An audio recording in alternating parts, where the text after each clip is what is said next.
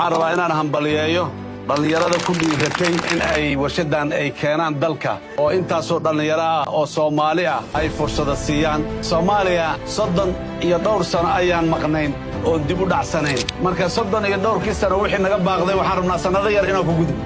dadkeediina waa leenahay oo dadka Soomaaliyeed dad aad iyo aad u aqli badan u fikir badan u karti badan waa yihiin. Alaa wiilashiisana saan uga soo shaqaysteen, cashuurtiisana ka soo qaatay, wixiisana maxay ku soo samaystay, annaguna markaasaan soo qaadanay ka bacdi. marka dalkaas aan ka soo gadanay wixii uu heli lahaayoo dhan inaan helno, hadday tahay shaqadii iyo hadday tahay canshuurtii iyo hadday tahay wixii oo dhan ka bacdina aan birtii helna, wax aad iyo aad u weyn waay. shaqadaas shaqo aad u sahlan maaha.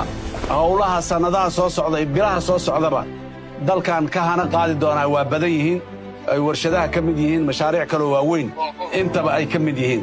mar kale hambalyo waa qabsanaynaa, waana hore u soconaynaa. dawladduna inay warshadaani ballaarato oo ay saas noqotaa wixii karaankeeda ay awooddo dhan way ku garab istaagaysaa haddii aan la yidhaahdo.